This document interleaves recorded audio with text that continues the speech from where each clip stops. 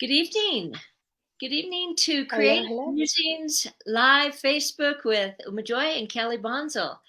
And I'm excited to be here tonight with Kelly and with each of you, those of you that are with us live and those that catch the replay, as we talk about what are what about, do we stay in full bloom with whatever is happening, or do we let the petals fall and rebloom and start with a new fresh bud? So Kelly, you came up with this morning. You had a meditation when you reached out to me and said that this was a thought that you had for tonight. And so I'm curious and inviting you to share the the prompting and what came up for you through that as we have this discussion. Yeah, thank you. Good to see you and all of you. Um, so I'm fortunate that where I teach, we do a Monday meditation every Monday, and it's just a few teachers that show up. And the more that we've been doing it, the more comfortable it feels to really, I don't know, settle in, and the energy is just right and all of that. So today, we were in meditation, and we go for, I don't know, 10 minutes or so. Anyway, I started feeling this like anxiety, like in my chest and like kind of just like my solar plexus. And it was like this tight feeling. And I was just like, we were being prompted to like, it was kind of a meta prayer, but she was calling it meta meditation. So it was like thinking about, the loving kindness for yourself and others, but what else do you want to see for yourself and others? And I was like no anxiety, and it was a weird thing because in my mind, there was a couple things bouncing around, but nothing, but instead of just ignoring it, like I started really paying attention to it. And I was like, okay, what are you trying to tell me? Like, what's happening here? And I just got curious. And then last week, and I shared this a little bit in our Thursday night class, but last week in meditation, I had this like rippling of energy that was moving out. And it was very exciting because I usually feel like really contained. And I was like, I could see it almost as like these petals like blossoming out and reaching out. And I was like I had achieved something. Like here I am, like I've arrived, and this is my new state that I will always be in when I am conscious and in meditation and present. And I'm so grateful for it. And here I am. And then today it was like I felt that, and I was like, okay. And I was like trying to visualize this flower around me, just as my energy.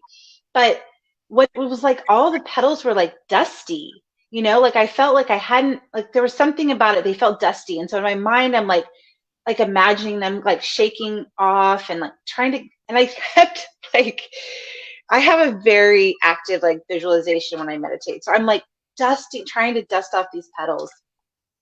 And I'm thinking about like, this is going to take forever. Like there's so many petals to be dusted off. And I just feel like it's not even making any difference. And then it was like, all of a sudden I saw like off to the side, like a bud, like, when you look at a rose bush, right? There's always, I mean, when it's in bloom, like there's always that new bud that's ready to open. And I like looked at the bud and I was like dusting, and like it was making my anxiety worse. It was making me feel like, it was kind of like, since this is very like, metaphorical, but it was like all the things that I'm trying to achieve with this, like, there's just too much. Like, I'm never going to get to it all. Like, my life's not long enough to like, like, ah. And so it was like, I just was like, I don't have to dust off these petals. Like, think about a rose, like an actual rose. Is it going to just constantly be like dusting off the petals? And I mean, it's like, no, at some point those petals just drop, and then there's another bud that's going to start to open and blossom and bloom. And it was like a relief. And so I just like imagined all the petals dropping away, and then it was like the bud became like this new shape of energy around me. And it was like I mean, the anxiety felt alleviated. And then it was like I was no longer like asking for myself and others like what I don't want. Like, I just don't want anxiety. I don't want anxiety for the world. I don't, it was like, may there be peace and ease. And I could fully feel that, and I could fully express that, like out of myself into the room I was in, and imagining it into my family and my space. And when we came back, we usually share reflection, and I was like, sometimes we're a bud and sometimes we're in full bloom, and it's all perfectly exactly how we're supposed to be. And it was like, I just because last week I felt this big blooming like energy flowing out doesn't mean, one, that I'm not going to have that again, and it doesn't mean that that's like the best state to be in. Like for right now, I need to be in this bud.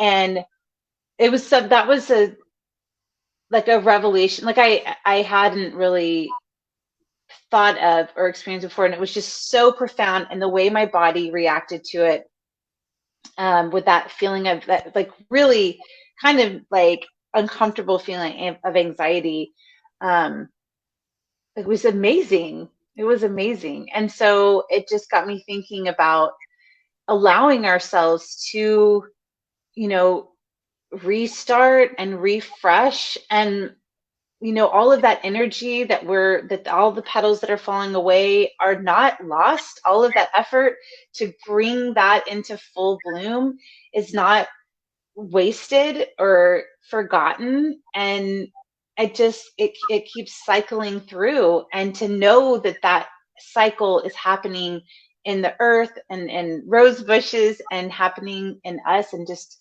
accepting that and allowing. Yeah. Right. Wonderful.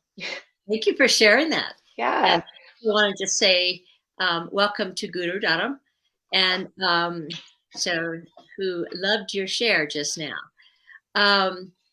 So what was coming up for me as you were speaking were a couple things, and this lovely rippling out. It's like, oh, this is my new, and it'll always be.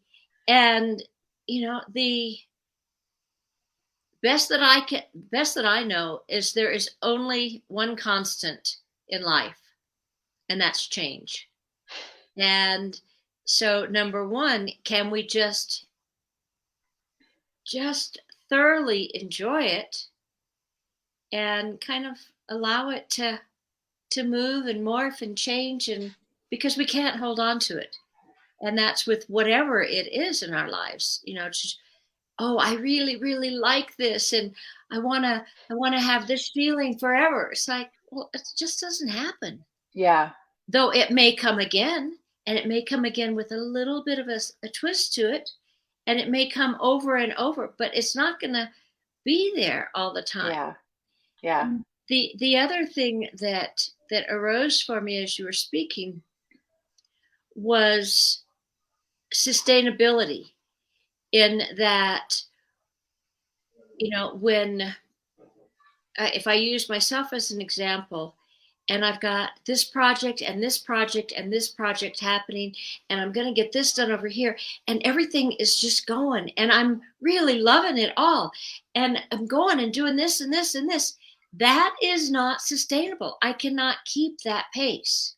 And Yeah. in fact, this past weekend, it showed up for me. Last week was really very full. One, we were getting ready for the Prisma Community Day, where the Prisma practitioners were going to be taking guests and working and training, doing their training. And so putting all of that together. And I loved doing it. It was wonderfully fun.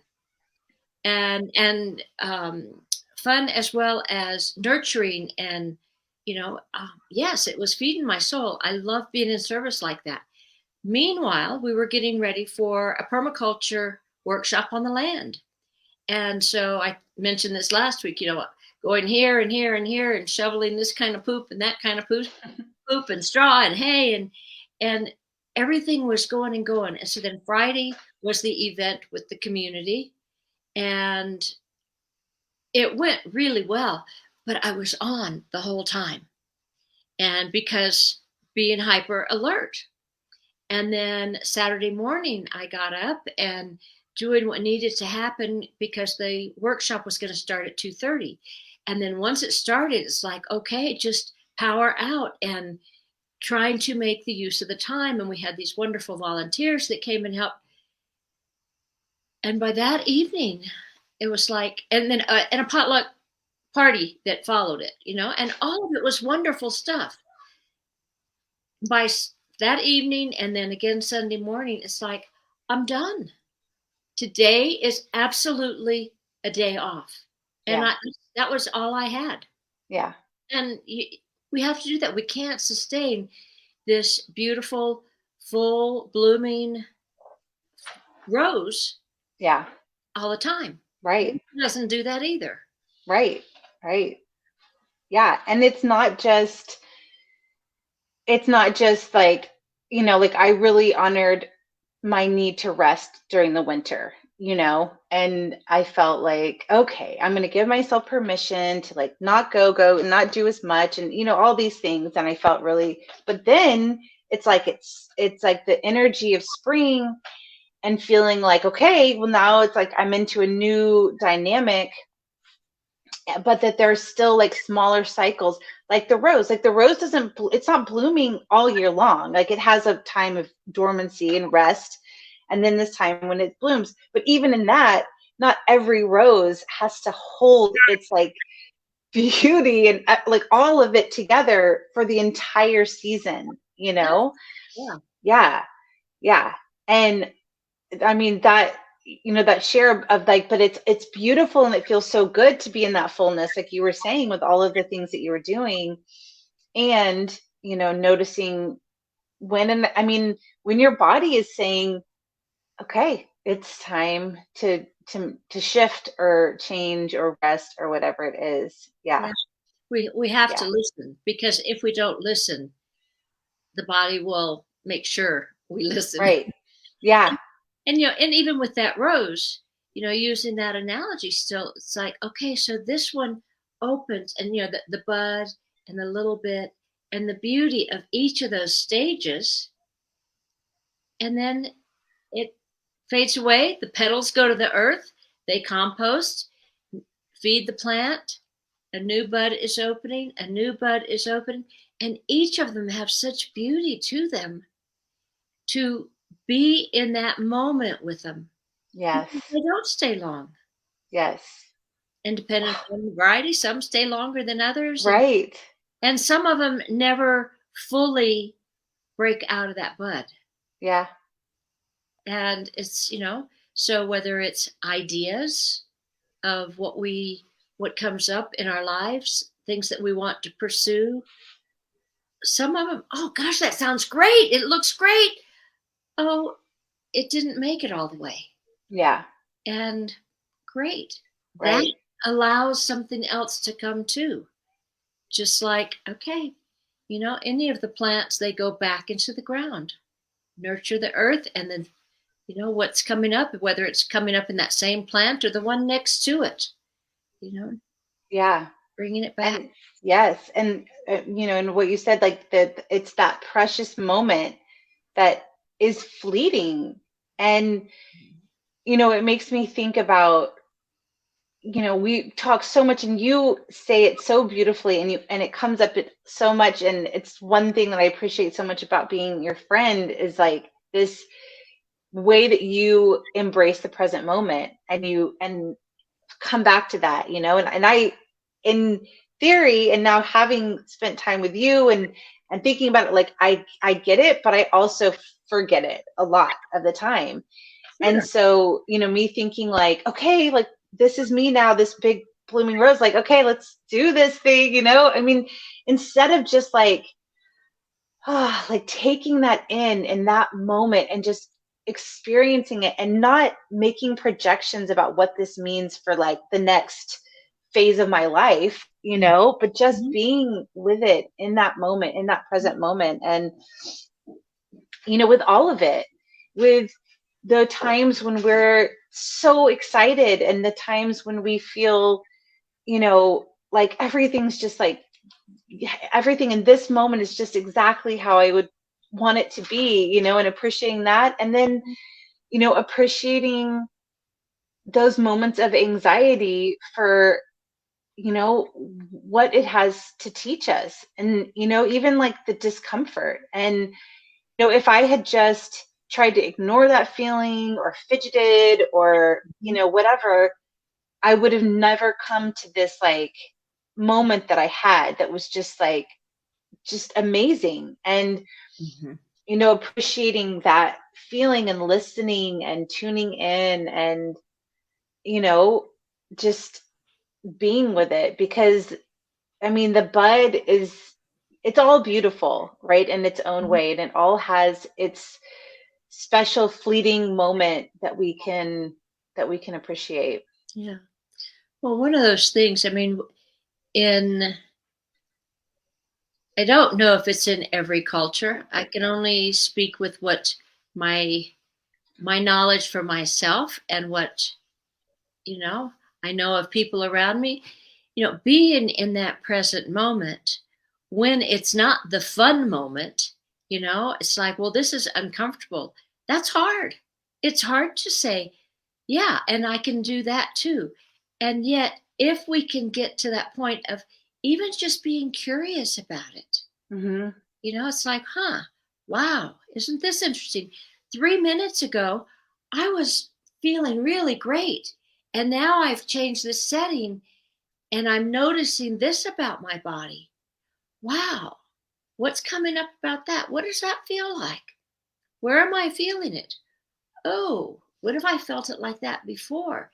And just being in that curious mode. Yeah. And, you know, um, I appreciate what you said in terms of that I help you remember that in that present moment. And, you said beautiful words about it.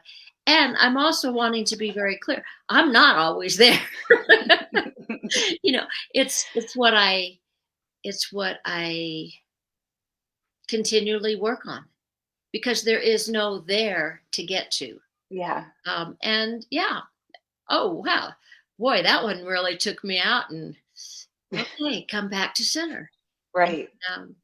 it was kind of one of the analogies that when my kids were little, my friends and I would talk and discussing how to handle this or that behavior, or what it's like. We do the best we can, and the thing about it is we're going to screw up, and we will always have another chance to get it better or different the next time.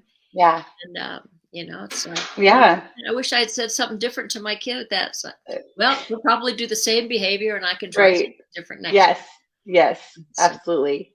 yeah. And I think that I'm thinking about how the thoughtfulness of the experience with your children, or the thoughtfulness of like, well, how can I, like you just said, like, but I'm not there yet, but there's no there to get to, like, I think it's helpful to have practice where I'm bringing it kind of back into like intentional creativity, because that's part of why we're here. And if I hadn't had that 10 minutes of intentional meditation, I would not have had this insight, which will now, I think, I mean, it will show up in times when I'm not in meditation, when I'm doing stuff. Like that tends to happen for me, is like when I have an insight, it hangs out with me for a little while and helps me, right? And intentional creativity is that, and just giving yourself that time to intent, to reflect and to think and to notice, to be curious, like in creativity, like when you make that shape and you're like, I don't like that, like, and what's that about? Why don't I like it? And what would I do differently? And I mean, just all of that play, I think it like fortifies us, or it gives us a little bit more that we can, hang on to when we're just out in life doing things, how we do them. Not always in a state of, blissful meditation. Yeah. Yeah. Yeah. Yeah. So Indeed. I'm grateful for the practices and the things that I'm allowing myself to do and that I'm opening up to. And I'm really grateful. I'm grateful that there's a space of, at my work, that people want to spend time doing that and value that. And, I was like thinking today, like, maybe I should offer like an intentional creativity little lunchtime, at some point, because it's another thing. So Yeah, yeah, indeed. yeah, Well, we know, whether we're saying metacognitive drawings or discovery drawings, um, the insight that can show up in a 5-minute session. yeah, And so, yeah, I yeah, think that'd be great. yeah. And you never know where that will go for, the whole environment, Right. you, the other teachers, and therefore into the students, and it ripples out from there. Yeah, yeah. It's awesome. Great. Oh, yay. All Right. right. We're at our 20 minutes, and Mhm. it was wonderful to be with you all. And if you're watching this later and you have any thoughts that you want to contribute, please put them in the comments below. We see those, and it's always fun to know that um, that it's existing in the quantum realm outside of this specific time. Mhm. And we are going to be having our second Discovery Deck night this Thursday. And if you were thinking of joining, or if you've heard something tonight that makes you interested in giving yourself some moment for reflection, we'll put a link below about the Discovery Deck. And we'll send you, if you decide to register, the first night so you can see that and kind of catch up and be ready. It's not too late to join. And if you have any questions, you can reach out to us on our page here. Mhm. Yeah. And I'm also going to give a little, just a heads up on it. So Kelly and I have been doing our Facebook Live Monday nights since last August, and it's pretty amazing to think that much time has gone by. It seems like yesterday, and it seems like we've done it for ages. Yeah. And so we are going to do it one more week, next week, and then I'm going to be traveling, and we're going to stop. Next week will be the last one for now, and we will continue to do spontaneous Facebook Lives when the muse says okay now, and we'll post saying that it's happening. And you can also stay in touch with what we are doing through this Facebook page that you're watching this video on right now. But I Yeah. hope that for you that catch this video or you're here live tonight, that you will join us next week for our last one for now, because Yeah. it's been a joy, and we've enjoyed being together and with you as you have shown up so often for many of you. Yeah. All right. With that, sending you much love and thank you for watching. And we will see you later. Good All right. Till we meet night. again, see you Thursday night, next Monday, or when it's the right time. Yes. Peace and blessings.